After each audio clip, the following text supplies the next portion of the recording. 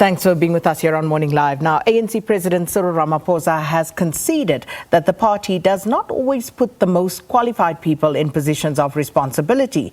Now, he however says that this is about to change, as the ANC will only choose the best people to run municipalities.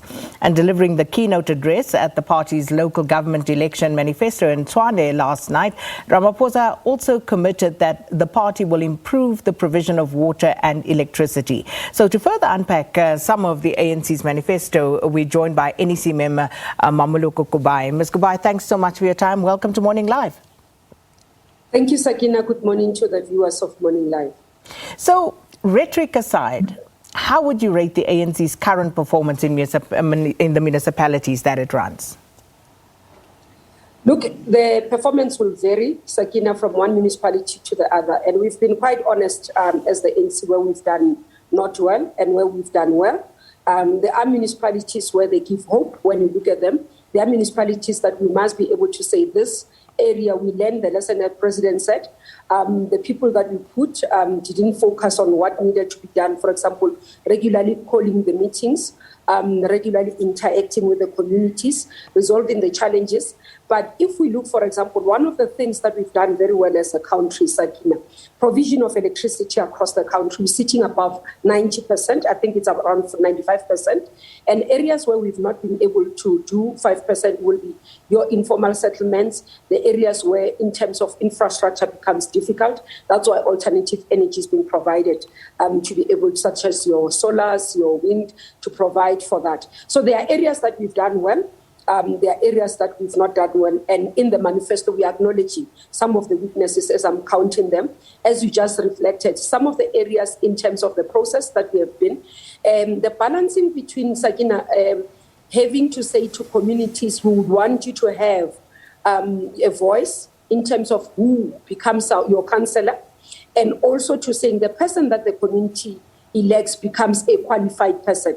Those are some of the things that we continue to finding a balancing act. Because if a community says Tshwane is a good community activist, while Tshwane might not have, like, for example, a junior degree, how do you balance between that and the activist that is Tshwane in that community that the community recognizes as a person who can represent them? So those are balancing acts. So that's why I'm saying, as we continue to do our election work continuously, we improve on the processes, and that's why every time we actually communicate what becomes our criteria for selecting even our representatives.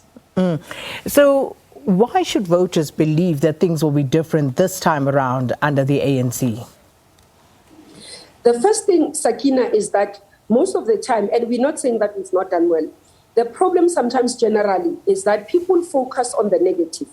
We acknowledge that there are areas where we've not done well, but there are areas where we've done well. Let's take the city of Johannesburg, where I come from as a resident.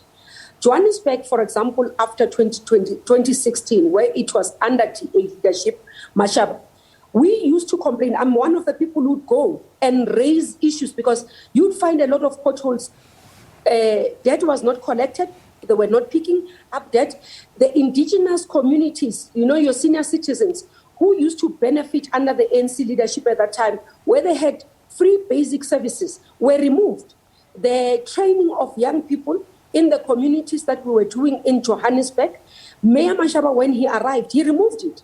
And that's why when Mayor Makubu came in, and recently Mayor Matongo, you would have seen the improvement, because then we were trying to catch up to say, can we improve service delivery? They went out. Every week, Mayor Matongo was on the streets, making sure that they're fixing the potholes, they're collecting debt, because that's what we are and who we are. We've learned out of our mistakes. I mean, that's why I'm making Johannesburg as an example. We learned when we lost 2016 that complacency for us is to not to focus on the small things, because we thought as a city that was big, we were starting to say, how do we compare ourselves globally? And for example, people were saying, we want you to focus on the small things. And when we took it back through coalition, obviously, we focused on the primary things that needed to be done. Look at what Mayor Masina is doing in Ekurhuleni, for example. You'd see the difference. And then compare these two cities that I'm talking about, just in Gauteng, compare them with Tshwane. You get wrong electricity billing, you get wrong billing systems. People are complaining about electricity, water cuts, without even a process. You go to complain, you phone on the lines, there's just disruption. And that's why people in Tshwane yesterday came with placards to say, we are tired of DA in Tshwane. We want ANC because they know with ANC, we have policies of indigent communities where we look after the child-headed households, where we look after the senior citizens. Under DA leadership, they cancel that. Under any other parties, they cancel that. And that's why we remain to say there are things, yes, that we still have to improve upon, but not everything was not done by the ANC during this term. So we know that the parties you mentioned will disagree with that, but as citizens of this country, I think those billing problems are universal. The poor infrastructure, pretty much universal across the landscape of the country. But if what is not in dispute is, of course, the Auditor General's report. And then the latest one on local government states a decline in local government. And let me quote from it. It says, barely a day goes by without shocking revelations of fraud, corruption, wastage, infrastructure deterioration, and municipalities that have lost trust of the communities that they serve. The most jarring revelations concern the impact of service delivery failure on the most vulnerable of citizens, which are the poor. And this goes for the majority of municipalities around this country, which are, of course, in the main ANC run. How do you respond to that? Look, looking at the Auditor General's report, it is an acknowledgement in terms of skills. One of the things that we have taken stock of as the NEC was to look at that. We received a presentation at that time. Minister Mboweni was still Minister of Finance, together with Minister Dlamini Zuma. So we looked at it in detail in terms of where each municipality, the issues around performance of the finance management. And one of the things that we've realized is that in terms of technical capacity, the municipalities, for example, we lack in terms of capacity around finance management and all those things. So we've been able to address. Let me make an example, Sakina, with a municipality and where my PCO is in Secunda. In 2016, we had a challenge around that area. This is a Governing municipality. We had a challenge over time of leadership in the municipality, and then eventually ANC took a decision to remove the leadership there as part of intervention. We currently have Mayor Nhlakanipho Zuma, for example, who is currently leading. One of the things that they've been able to achieve since he came with the intervention of the ANC was to be able to say, we are going to put systems. They went and put your scopers, they went put in systems, brought in private sector to be able to look at even how the issues around where the finances of the municipalities are. Improving on transparency. When you go into that municipality, Governing municipality in Secunda, you would understand that even the businesses community around there can attest that this mayor and together with the leadership are focusing on the right things. He's available into communities. So as we acknowledge the weaknesses, and I'm making this example, Sakina, because we're saying that we have had to look at where the problems are, and we had to come in and intervene in some of the municipalities. We might not have intervened in all of them, but there are cases where we've been able to identify that this is a problem, this is an intervention, and that's why I'm making practical examples to say where we've been able to receive the response, we have intervened, and I can tell you quite a number of them, and I'm making this example in light of time, so that we are saying track record of having identified the problems and being able to intervene. And that's why we are saying to South Africans, please vote for us this coming elections, because we have learned lessons. We are not going to start learning today. We are also improving on the quality of representatives. That's why even the voices of people who said, can you ensure that you have younger generation representing ANC as public representative? And President, on the eve of the manifesto, unveiled these young people who are going to swell the ranks of the municipalities to assist us with the energy that they have, with the rigor. And we know young people break barriers because they don't have time for conformity. And that's what we are looking for. Competence in the main, because these municipalities are run down. in every possible way. But already we've seen, Ms. Kubayi, dissatisfaction among some of your own party members and local structures on how the ANC has selected its candidates. So how are you going to deal with that? Because this, of course, will do very little to assist the party's campaign. Part of what we are saying to our comrades in the ANC is that we have a process that is led by former SG of the ANC, which is Kgalema Motlanthe, who has been assisting the ANC. He has compiled a report in terms of province by province where the issues are. The NEC in the last meeting took a decision that we are going to take that report. We are going to focus in the provinces we learn. We are not going to do what we did in the last election, where we waited until the elections, and then after the election, it's only when we deal with the issues that branches are raising. So we are already, for example, in Tshwane, this week, the NEC deployees in Tshwane were meeting with the branches in Tshwane to listen to them, understand where their concerns are.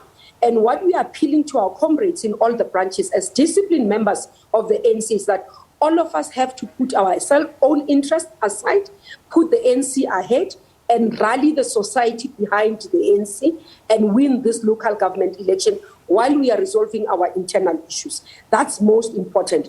They need to trust the democracy. They need to trust the internal processes of the ANC to be able to produce the results. We are not yet done with the complaints that they've lodged. We are addressing them as the NEC, and we've put a process in place. So they must be patient to allow that process to resolve them. But we are calling all of them to wake up today. From today, the president is done with the manifesto. All of us, as you can see, I'm going to do my work. When I finish my work as Minister of Human Settlement, I will be going to door to rally South Africans to vote for the ANC, because that's the only hope for the citizen.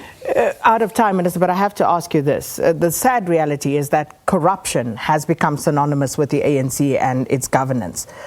What are you going to do? What will you be saying to the electorate? How do you expect them to overlook this? We don't expect them to overlook where corruption has happened, Sakina. We've acknowledged, and that's why we have been, as the NEC, supportive even of the state capture inquiry, because we believe that we need to root out the cause of corruption. We need to root out corruption amongst even our ranks. If indeed we have taken a decision as the NEC, any of us who have found to be corrupt needs to be facing the mighty law of the might hands of the law. Similarly, that's why we have a step-aside rule where we are saying if you are a comrade in holding office, or especially you are holding office and you are charged and you have been indicted, you need to step aside. That's part of a cleansing process. That's part of what we are dealing with when we say renewal and renewing of the ANC and turning the tide against what has been the wrongs that has been done in the past. So this is the track record that we are saying. We have started to deal with it. We have in government implemented, for example, if you see this SIU work that has been done, where we said, as part of the work that we are going to do is to strengthen in government as the ruling party, the law enforcement agencies to assist us to deal with the corrupt elements, even including amongst our ranks. The Fusion Center that has been put in place to assist us to integrate the work and fast track the prosecution processes. So we are saying to members of the NC, we are not going to wear our regalia to support anyone who's facing corruption cases. Please desist, because that's when people associate the ANC with corruption. Well, we have to leave it there. But thank you so much unpacking the ANC's manifesto, NEC member Mmamoloko Kubayi. We're going to take a quick break and then we'll bring you headline news.